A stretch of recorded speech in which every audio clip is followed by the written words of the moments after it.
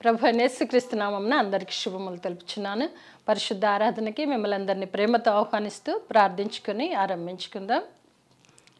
ప్రేమ నమ్మకం కలిగిన మా ప్రియ పరలోకపు తండ్రి, మీకు వందనములు, స్తుతి, స్తోత్రాలు చెల్లించుకుంటున్నాం.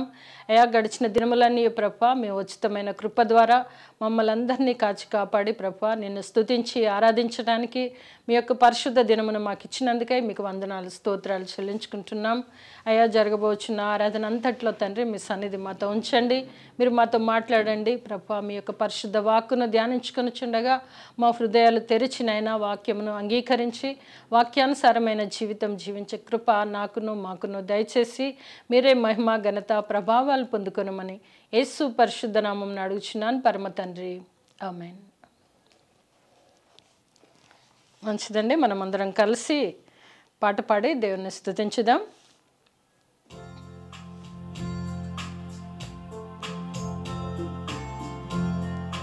దూత పాట పాడుడి, రక్షకున్ స్తుతించుడి, ఆ ప్రభుండు పుట్టెను బెత్లెహేమునందున,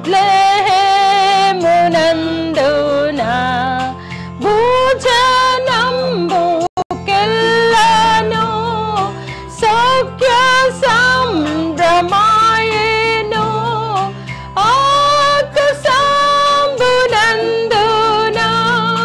మ్రోగు పాట చాటుడి, దూత పాట పాడుడి, రక్షకున్ స్తుతించుడి. ఊర్ధ్వలోకమందున గొల్వగాను శుద్ధులు, అంత్యకాలమందున కన్యగర్భమందున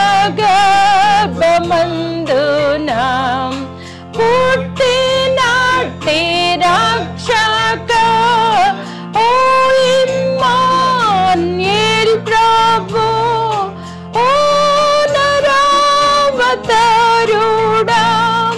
నిన్ను నిన్న శక్యమా, దూత పాట పాడుడి, రక్షకున్ స్తుతించుడి. రావే నీతి సూర్యుడా, రావే దేవపుత్రుడా, నీదు రాక వల్లను లోక సౌఖ్యమాయెను, భూనివాసులందరూ మృత్యు భీతి గెల్తురు, నిన్ను నాము వారికి ఆత్మశుద్ధి కల్గును, దూత పాట పాడుడి, రక్షకున్ స్తుతించుడి.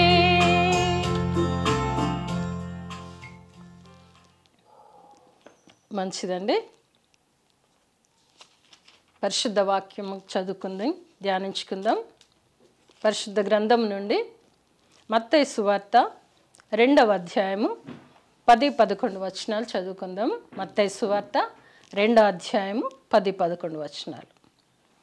వారు ఆ నక్షత్రమును చూచి అత్యానంద భరితులై ఇంటిలోనికి వచ్చి తల్లి అయిన మరియను ఆ శిశువును చూచి సాగిలపడి ఆయనను పూజించి తమ పెట్టెలు విప్పి బంగారమును, సాంబ్రాణిని, బోలమును కానుకలుగా ఆయనకు సమర్పించిరి. మనము క్రిస్మస్ సీజన్లో ఉన్నాము. ప్రతి సంవత్సరము క్రిస్మస్ వస్తుంది పోతుంది, కానీ మనం ఎక్కడున్నాం, మనం ఎలా ఉన్నాము? ప్రతి సంవత్సరం ధ్యానిస్తుంటున్నటువంటి భాగములు మనందరికీ తెలిసినవే. అనేక సార్లు బంగారం, సాంబ్రాణి, బోలము అని చూస్తుంటున్నాం. మరి రారాజుకు జ్ఞానులు మరి వారు తెచ్చినటువంటి కానుకల గురించి మనం ఈరోజు ధ్యానించుకుందాం. ఎందుకంటే మనము ప్రతిరోజు క్యారల్స్కి వెళ్తూ మరి దేవుని గురించినటువంటి గొప్ప విషయాలు ఎన్నో తెలుసుకుంటాం. ప్రభు పుట్టుకలో చెప్పబడిన ప్రతి మాట కూడా ప్రత్యేకమైనది. ఆ ప్రత్యేకమైన వాటిలో ఈ 3 విషయాలని కూడా మనం చూద్దాం. బంగారము, సాంబ్రాణి, బోలము దేని కొరకు ఎందుకు వాడబడినది అని మనము పరిశుద్ధ లేఖనాలలో చూస్తే చాలా చోట్ల మనకు ఈ 3 గురించి చెప్పడం చూస్తాం. అయినను కూడా ఈరోజు పరిశుద్ధ దినము మనము ధ్యానించుకుంటున్నాము. ప్రభువు యొక్క పుట్టుక గురించి మనం ధ్యానిస్తుంటున్నాం. దానిలో ప్రత్యేకమైనది ప్రతి మాట కూడా ప్రత్యేకమైనదే అయినప్పటికీ కూడా మనము ధ్యానించుకోవటానికి కొంత భాగాన్ని ఎన్నిక చేసుకొని ధ్యానించుకుంటాం. అయితే ఈరోజు మనం చూస్తే వారు ఆ నక్షత్రమును చూచి అత్యానంద భరితులై ఇంటిలోనికి వచ్చి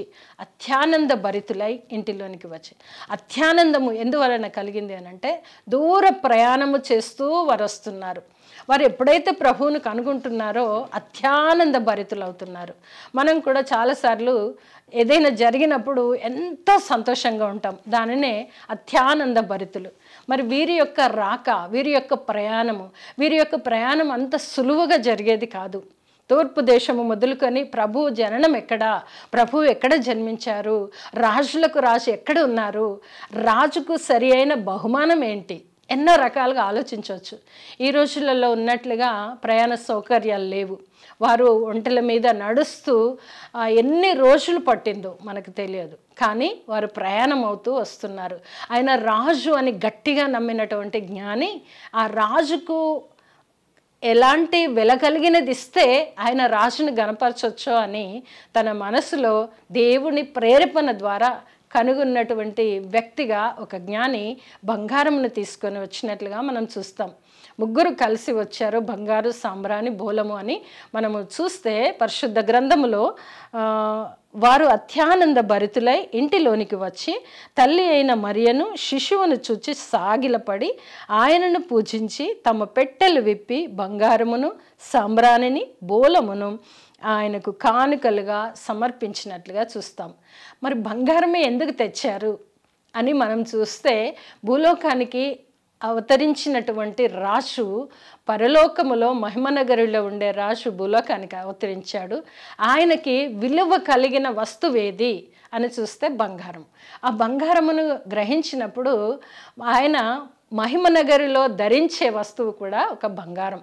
బంగారు కిరీటమును ధరింపబడి అత్యున్నత సింహాసనం మీద ఆసీనుడై ఉండే ప్రభువు భూలోకానికి అరుదించినప్పుడు విలువ కలిగిన వస్తువు బంగారము. అంతేకాకుండా రాజుకు గుర్తుగా బంగారమును ఆయనకు బహుమానంగా ఇచ్చినట్లు చూస్తుంటున్నాం. కానీ రాజులకు రాజే నీకు నాకు బహుమానంగా వచ్చాడు. ఆ రాజుకి మనం ఇవ్వగలిగిన బహుమానము ఆయన కంటే వెలగలిగినది ఇంకేమీ లేదు. ప్రభువే మనకు విలువైన ఒక తండ్రిగా రక్షకుడుగా ఇమ్మానుయేలుగా భూలోకంకి వచ్చారు. మనకి బహుమానం ముందు ఆయన ఇచ్చారు. అయితే జ్ఞానులలో ఒక జ్ఞాని అయితే బంగారమును రాజుకు రాజ కిరీటమును ధరింప చేయాలి అని ఒక గుర్తుగా బంగారమును మరి ఇచ్చినట్టుగా మనం చూస్తాం. సర్వాధికారము కలిగిన దేవునికి, సర్వాధికారికి ఉండేటటువంటి ఒక గుర్తు ఏంటంటే రాజమకుటం, రాజ కిరీటం. అది బంగారుతో చేయబడినది అయి ఉండాలి. కనుక రాజుకు బంగారుని బహుమానంగా తెచ్చిచ్చినట్లుగా మనము ఇక్కడ చూస్తుంటున్నాం. ఆయన ప్రశస్తమైనటువంటి స్థలములో ఉండే రాజు దీనాతి దీనుడుగా భూలోకములో పశువుల పాకలో వెలిశాడు. ప్రశస్త స్థలం ఎక్కడ, పశువుల పాక ఎక్కడ? ఈ రెండింటినీ గుర్తు చేసుకొని జ్ఞాని బంగారు రాజుకు కిరీటముగా ధరింప చేయాలని ఒక బంగారమును బహుమానంగా ఇచ్చినట్లుగా మనం చూస్తాం. అనగా రాజును గణపరిచే వ్యక్తిగా ఒక జ్ఞాని ఉంటే, మరొక జ్ఞాని మరల ఏం గుర్తు చేస్తున్నాడంటే సాంబ్రాణిని. సాంబ్రాణి ఎందుకు గుర్తు చేస్తున్నారంటే, మనం చూసినట్లయితే మన ఇళ్ళల్లో పసిబిడ్డలకి వారు జన్మనెత్తగానే సాంబ్రాణితో పొగ వేస్తుంటాం. ఇల్లంతా కూడా చక్కగా సాంబ్రాణి వాసన వస్తుంది అని వేస్తాము. మనం చేసేది ఒక రకంగానైతే ఇక్కడ జ్ఞాని తెచ్చింది బంగారము ఎందుకోసము అని మనం ఆలోచిస్తే, ఆ సాంబ్రాణిని ప్రధాన యాజకుడు ధూపము వేయడం, మన యాజకుడుగా మనకు మధ్యవర్తిగా యాజకత్వాన్ని నెరవేర్చే యాజకుడుగా ఉన్నాడు కాబట్టి యాజక ధర్మానికి సూచనగా సాంబ్రాణిని తెచ్చినట్లుగా మనం చూస్తుంటున్నాము. బాలుడైన శిశువుకి సాంబ్రాణి ధూపము వలెను ఆయన ప్రధాన యాజకుడుగా ఉండి మన గురించి విజ్ఞాపన చేయుచున్నటువంటి ఆ ప్రార్థన ధూపము వలె తండ్రి సన్నిధానముకు చేరటానికి మరి ఒక గుర్తుగా సాంబ్రాన్ని తెచ్చినట్టుగా మనం చూస్తుంటున్నాం. కనుక ఈరోజు ముగ్గురి గురించి చదువుతున్నాము. మరి మనము ఏమి ఇస్తున్నాము ప్రభువుకి కానుకలుగా? ఆయనైతే ఒక గొప్ప కానుకగా నిన్ను నన్ను రక్షించడానికి భూలోకములో మనకు సరైన మార్గము ఏదో నేర్పించడానికి చివరిగా అన్నీ నేర్పించి చివరిగా ఆయన ప్రాణ త్యాగము చేయడానికి సహితము ఇష్టపూర్వకంగా భూలోకానికి అరుదించినట్లు మనం లేఖనాలు చదువుతాం. అయితే ఈరోజు మరి ఏ రీతిగా ఉన్నాము? ఒక జ్ఞాని అయితే బంగారం తెచ్చారు, రాజమకుటము, ఆయన రాజులకు రాజు కనుక రాజరికము కొరకు బంగారం నర్పించినట్టు చూస్తుంటున్నాం. మరొక జ్ఞాని అయితే ఆయన ప్రధాన కాపరి, ప్రధాన యాజకుడు, యాజక ధర్మానికి సూచనగా సాంబ్రాన్ని తెచ్చినట్లుగా చూస్తుంటున్నాం. శిశువుకు సాంబ్రాణి ధూపము వేయాలి. ఆ శిశువు పెరిగి పెద్దవాడై సర్వాధికారిగా మన గురించి మన నిమిత్తము విజ్ఞాపన చేస్తే ఆ విజ్ఞాపన ధూపము వలె తండ్రి సన్నిధానంకి చేరటానికి గుర్తుగా, ప్రధాన యాజకునికి గుర్తుగా సాంబ్రాణిని తెచ్చినట్లుగా మనం చూస్తాం. మరి చాలా చోట్ల ఆరాధన కూడా ఈ సాంబ్రాణి ధూపాన్ని వేస్తూ ఉండడం మనం గమనిస్తూ ఉంటాం. అయితే ఇక్కడ సాంబ్రాణిని తెచ్చిన ఒక జ్ఞానిని చూసాము. ఆ తర్వాత చూస్తే బోలమును కానుకలుగా ఆయనకు సమర్పించిరి. ముగ్గురు జ్ఞానులు మూడు వివిధ రకములుగా తీసుకొని వచ్చినట్లుగా చూస్తుంటున్నాం. మొదటి జ్ఞాని అయితే రాజునకు గుర్తుగా, రెండవ జ్ఞాని అయితే ఆయన మరి ప్రధాన యాజకునికి గుర్తుగా, మరి మూడవ జ్ఞాని తెచ్చినది ఏంటి అది కూడా మనం చూస్తే బోలమును ఆయనకు కానుకలుగా సమర్పించినట్లుగా చూస్తుంటున్నాము. ముగ్గురు జ్ఞానులు బహు సుదీర్ఘ ప్రయాణమును ముగించుకొని ఎప్పుడైతే ప్రభువును శిశువును చూశారో అత్యానంద భరితులయ్యారు. మరి ప్రతి సంవత్సరము క్రిస్మస్ వస్తుంది, ప్రతి సంవత్సరం వేడుకలు చేసుకుంటున్నాము, ప్రతి సంవత్సరము సంబరాలు అంబరానికంటేలా మనము సంతోషిస్తుంటాం. కానీ ఈ సంబరాలు చేసుకోవడమేనా? క్రీస్తుని హృదయములో, మన హృదయంలో జన్మిస్తున్నాడా? సంవత్సరాలు దొర్లుతున్నాయి, క్రిస్మస్ పండుగలు వస్తున్నాయి, మన ఆయుష్ తగ్గిపోతున్నది, అయినను ప్రభువుని అంగీకరించామా? లేదా కానుకలిస్తూ సంబరాలు చేసుకుంటూ ప్రభువుని మరిచిన స్థితిలో ఉంటున్నామా అని మనల్ని మనము ఒకసారి పరీక్షించుకోవాలి. ఎందుకంటే ఇక్కడ చూస్తే బోలము గురించి మనం కొంచెం ధ్యానించుకుందాం. బోలము ఏంటి అని మనం ఒకసారి ఆలోచిస్తే మార్కు సువార్తలోకి కూడా వెళ్దాము. మార్కు సువార్త 15వ అధ్యాయము 23వ వచనం. మార్కు సువార్త 15వ అధ్యాయము 23వ వచనం చూద్దాము. అంతటా బోలము కలిపిన ద్రాక్షరసము ఆయనకిచ్చిరి, కానీ ఆయన దాన్ని పుచ్చుకొనలేదు. ఇక్కడ చూస్తే ప్రభువు పుట్టగానే సరే బంగారం విషయంకి వస్తే ఆయన రాజులకు రాజు, భూలోకం కరదించాడు. ఆయన కిరీటము రాజరికం గురించి మరి బంగారం పెట్టడం జరిగింది. ఇంకొక జ్ఞాని అయితే ఆయన శిశువుగా ఉన్నాడు, ధూపము వేయడానికి పనికొస్తుంది. అదే రీతిగా ఆయన ప్రధాన యాజకుడు, యాజక ధర్మము మన గురించి మొరపెట్టినప్పుడు ప్రార్థనలు, యాచనలు ధూపం వలె తండ్రి సన్నిధానంకి వెళ్తాయని సాంబ్రాణి. మరి బోలం ఎందుకు తెచ్చారు? చిన్న పసి బాలుడి దగ్గరికి బోలమును సమర్పించిన జ్ఞానిని కూడా మనము చూస్తుంటున్నాం. మరి బోలం ఎందుకు తెచ్చారు అని ఇక్కడ చూస్తే మనము ప్రభువు యొక్క మరణ శ్రమలకు వెళ్ళిపోవాలి. ఇంకా ప్రభు జన్మంలో బోలం సమర్పించారు.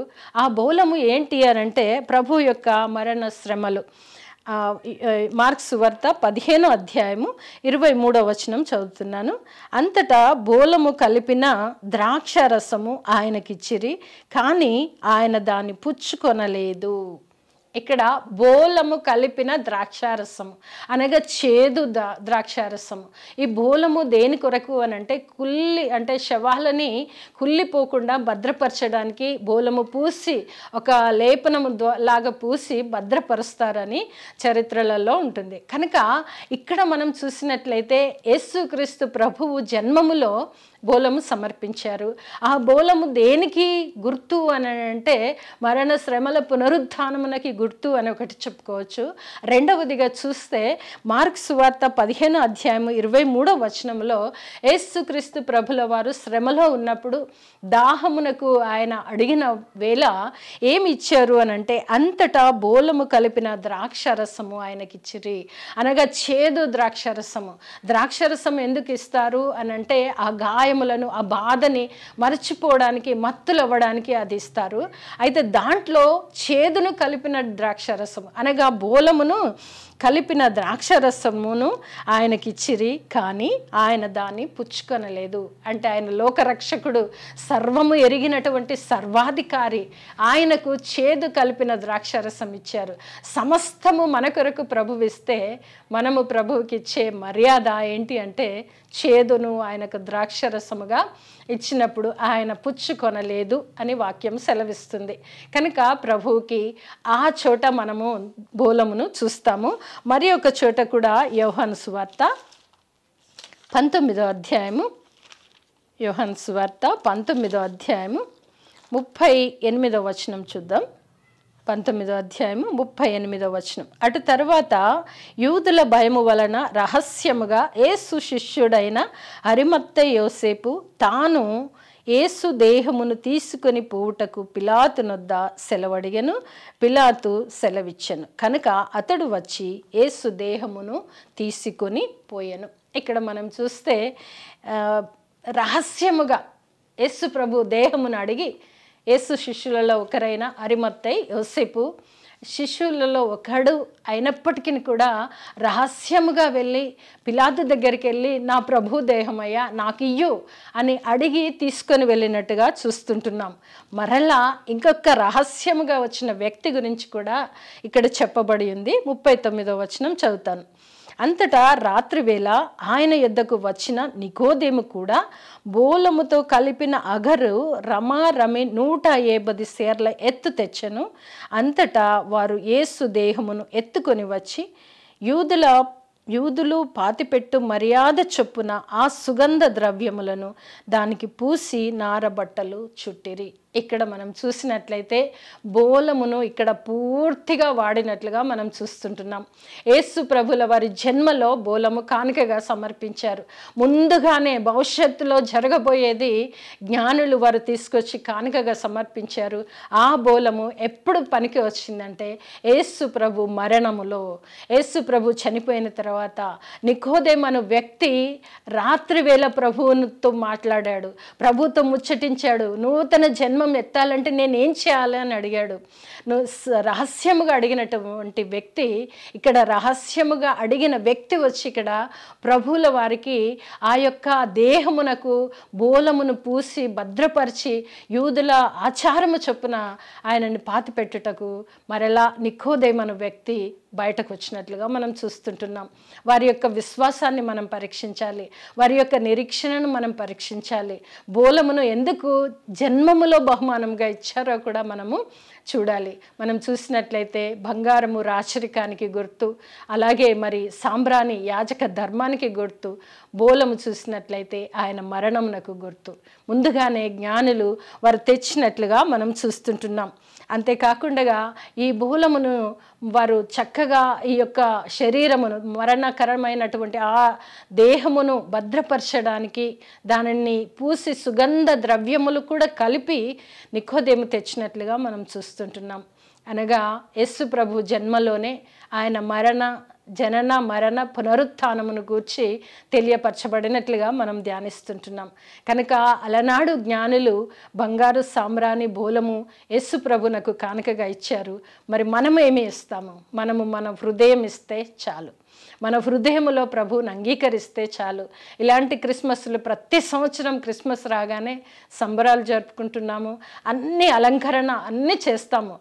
అది చేయకూడదని లేదు, కానీ మనం ఏంటంటే ప్రాముఖ్యంగా ప్రభువుని మన హృదయంలోకి ఆహ్వానించుకోవాలి.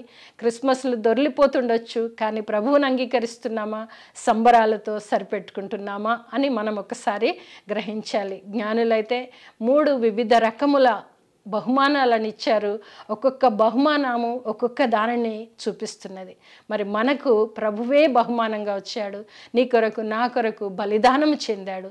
మరి మనము నా కొరకు బలి అయిన ఆ పసి బాలుడైన యేసుని నా హృదయంలో పెట్టుకుంటున్నానా, లేదా నేను ఊరికే సంబరాలు చేసుకొని ఊరుకుంటున్నానా? క్రిస్మస్ అంటే ప్రభువే మనకు మొదటి బహుమానంగా, నిన్ను నన్ను ప్రేమించి బహుమానంగా ఆయన వచ్చాడు. ఆయనకు మనం బహుమానాలు ఏమిచ్చి తృప్తిపరచలేం, కానీ మన హృదయం ఇచ్చి ప్రభువుని తృప్తిపరుస్తాం. ఈరోజు వాక్యం వింటున్న ప్రతి ఒక్కరు కూడా ఒక 3 బహుమానాలకు విలువైనటువంటి ప్రత్యేకత కలిగి ఉంది. మరి ప్రభు వచ్చిన ప్రత్యేకత మరీ గొప్పది. మనం చేస్తున్న ప్రత్యేకత ఏంటి? మనం ప్రభువుని అంగీకరిస్తే అదే మనకు ప్రత్యేకత. కనుక వాక్యం విన్న ప్రతి ఒక్కరు కూడా మరి ఎవరి వలె నేను ఉండాలి? నికోదేమైతే రహస్యంగా వెళ్ళి ప్రభువుని కనుక్కున్నాడు. బహాటంగా వెళ్ళి ప్రభువుకి ఆయన భూస్థాపన కార్యక్రమం చేయడానికి సంసిద్ధుడయ్యాడు. మరి ఈరోజు మనం ఏం చేస్తున్నాం? మనం కూడా మన హృదయంలో ప్రభువుని అంగీకరిస్తే అదే గొప్ప భాగ్యముగా ప్రభు ఎంచుతారు. కనుక వాక్యం వింటున్న అందరూ కూడా మనం అవును, ఎన్ని మర్మాలు దాగి ఉన్నటువంటి ప్రభు జన్మంలో దేనిని తీసుకొని నేను తృప్తి చెందాలి అని మనల్ని మనం పరీక్షించుకుందాం. అట్టి కృప ప్రభు వలన మనకు కలుగును గాక. ఆమేన్. తలలు వంచినట్లయితే ప్రార్థించుకుందాం. ప్రేమ నమ్మకం కలిగిన మా ప్రియ పరలోకపు తండ్రి, మీకు వందనములు, స్తుతి స్తోత్రాలు చెల్లించుకుంటున్నాం. అయ్యా, మీరు ఇచ్చినటువంటి వాక్య లేఖనమును బట్టి మీకు వందనములు తండ్రి. మీకు ప్రాముఖ్యంగా బంగారము, సాంబ్రాణి, బోలమును అర్పించారు. ఎందుకనే విషయాన్ని మేము తెలుసుకున్నామయ్యా. మా జీవితాలను నీకు సమర్పించుకునే కృప వాక్యం వినిన ప్రతి ఒక్క బిడ్డకు దయచేసి నీ యొక్క వాక్యానుసారంగా నడిచే కృప మా అందరికీ దయచేయమని యేసు పరిశుద్ధ నామమున అడుగుచున్నాను పరమ తండ్రి. ఆమేన్.